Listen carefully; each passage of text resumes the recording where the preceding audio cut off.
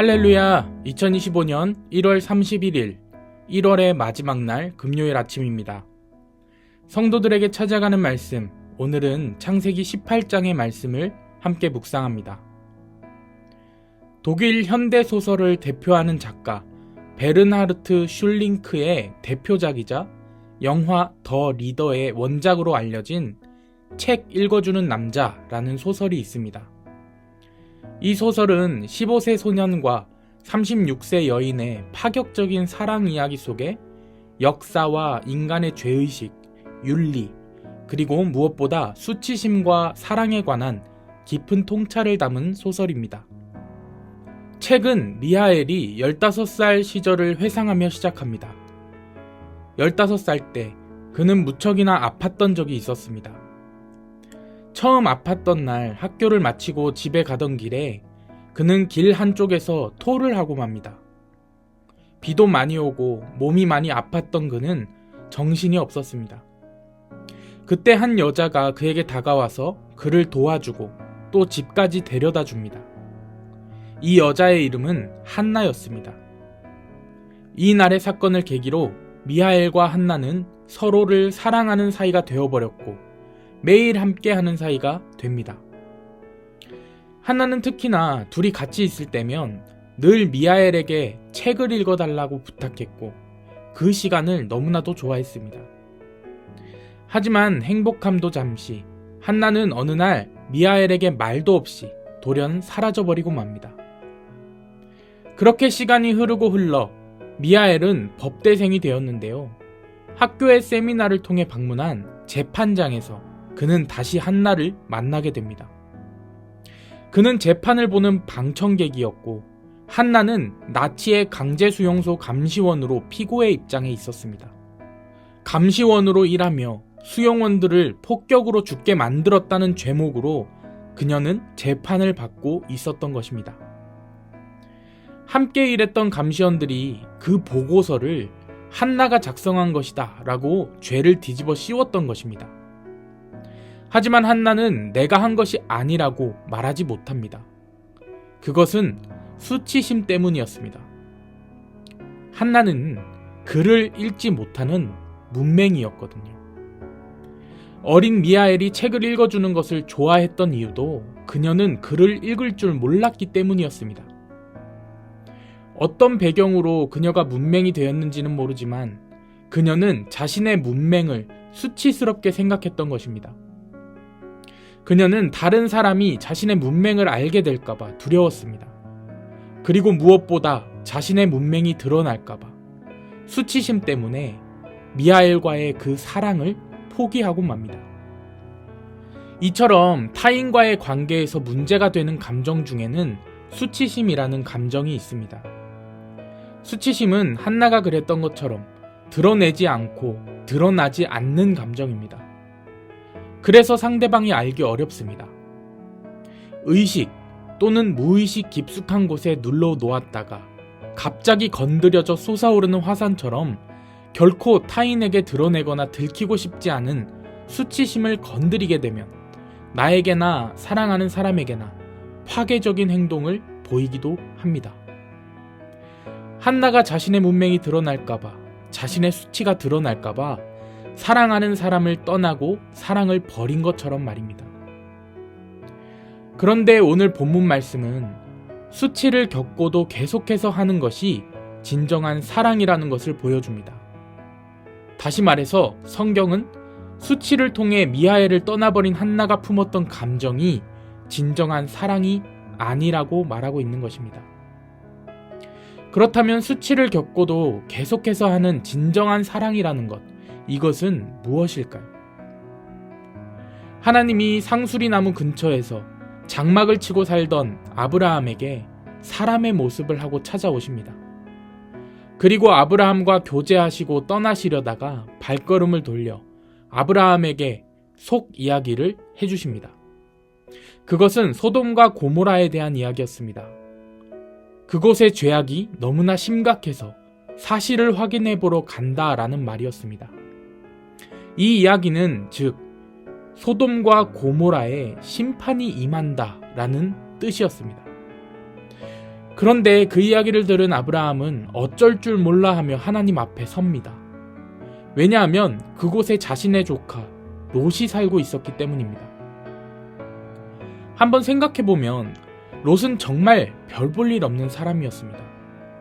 믿음으로 살아본 적 없는 사람이고 모든 것에 물질 중심으로 살아가던 그런 사람입니다. 이전에 묵상했던 말씀들에서 우리가 확인해 보았듯이 아브라함과 롯이 그 종들에 의해 다툼을 했을 때에도 롯은 오직 자신의 이익을 찾기 바빴습니다. 그렇게 선택한 것이 바로 소돔과 고모라였잖아요. 이러한 관점에서 보면 롯은 정말 사랑할 만한 가치가 없는 사람이었습니다. 근데 이상하게도 아브라함에게는 롯에 대한 사랑이 있었습니다. 22절의 말씀을 보면 아브라함은 롯 한 명을 위해 그곳으로 나아가시는 하나님을 막아 섭니다. 그리고 혹시 그 안에 의인이 있다면 어떻게 하시겠냐고 하나님의 공의에 호소하기 시작합니다. 아브라함은 지금 하나님과 싸우고 있는 겁니다. 사랑 때문에 말입니다. 그런데 문제가 있었습니다. 하나님께 나아가 의인이 있다면 어떻게 하시겠냐라고 물었지만 확신이 없었던 것입니다. 의인이 있을 거라는 확신 말입니다. 처음엔 당당하게 의인 50명이 있다면 구원해달라고 했지만 질문을 해갈수록 점점 더 그 숫자가 줄어들어 결국 10명만 있어도 구원해달라는 요청으로 바뀌게 됩니다.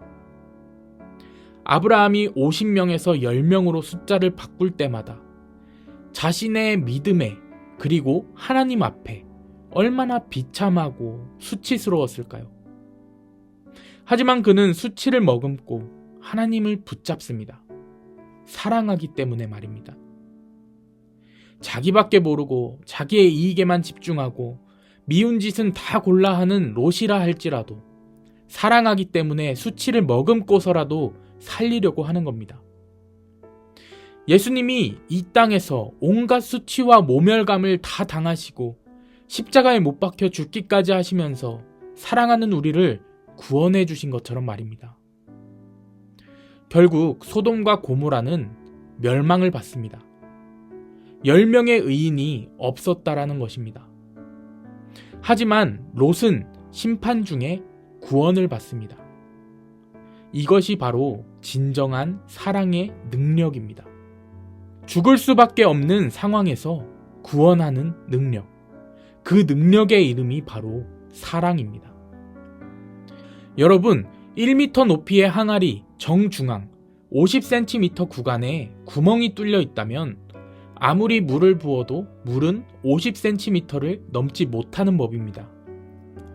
다른 모든 학점이 다 A+라 할지라도 필수 과목들이 F면 졸업할 수 없는 것입니다.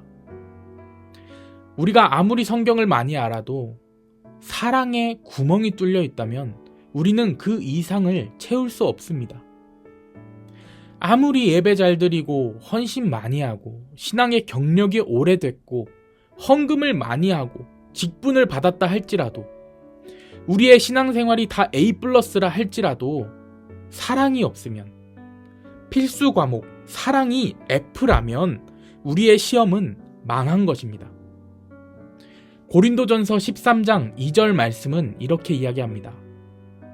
내가 예언하는 능력이 있어 모든 비밀과 모든 지식을 알고 또 산을 옮길 만한 모든 믿음이 있을지라도 사랑이 없으면 내가 아무것도 아니요. 오늘 이 아침 매일같이 누군가를 위한 사랑의 눈물이 되기로 결심하고 또 그렇게 기도하지만 여전히 혼탁해하는 먹물이시지는 않습니까? 이제 우리는 사랑이 무엇인지 알게 되었습니다. 그러니 서투르더라도 느리더라도 진정한 사랑을 향해 한 발자국씩 나아가야 합니다. 오늘 아브라함의 처절하고 비참하고 수치스러움의 사랑을 통해 무한히 용서하시는 하나님의 십자가 사랑을 바라보기를 소망합니다. 가치 없는 사람이라고, 별 볼 일 없는 사람이라고, 나에게 수치를 준 원수라고 관심 받게 두는 것이 아니라 그런 사람들까지도 사랑하고 그런 사람들을 위해서 더 기도하는 진정한 사랑이 저와 여러분 가운데 있기를 축복합니다. 이러한 삶이 우리의 삶 가운데 실천될 때 하나님은 여전히 혼탁해하는 먹물인 우리를 잉크 삼으셔서 하나님 나라의 위대한 이야기를 그려가시고 또 써내려 가실 줄 믿습니다. 아멘. 오늘은 우리를 대표하여 박진희 집사님께서 기도해 주시겠습니다. 다 함께 기도합니다. 하나님 감사합니다. 지난밤도 저희들을 지켜주시고 이 아침에 하나님의 말씀과 기도로 하루를 시작하게 하시니 참으로 감사드립니다. 오늘 하루도 겸손하게 주님을 의지하며 하나님의 선하신 뜻을 깨닫고 순종하며 주의 나라와 의를 먼저 구하는 참되고 의로운 그리스도인들이 되길 소원합니다. 2025년이 시작된 지도 어느덧 한 달이 지났습니다. 새해를 맞이하며 저희들 주님 앞에 다짐하고 계획한 것들, 때론 몸과 마음이 약하여, 때론 믿음이 부족하여 지키지 못할 때가 많았음을 고백하오니 용서하여 주시옵시고 건강한 몸과 마음으로 담대한 믿음으로 올 한 해 하나님의 인도하심에 따라 계획한 일들 이뤄나가고 하나님 앞에 귀히 쓰임받는 저희들이 되게 축복하여 주시옵소서.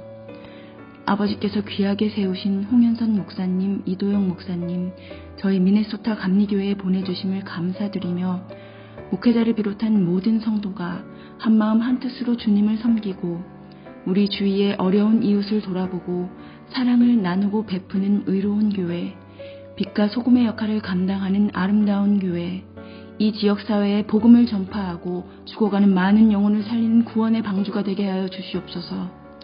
저희들 아버지께 택함받은 자녀들로서 오늘 하루도 기쁨이 넘치고 감사가 넘침으로 아버지를 찬양하고 기도함으로 아버지께 더 가까이 나아가는 복된 하루가 되길 바라오며 이 모든 말씀 길이요 진리요 생명이신 우리 주 예수 그리스도 이름 받들어 기도드립니다. 아멘.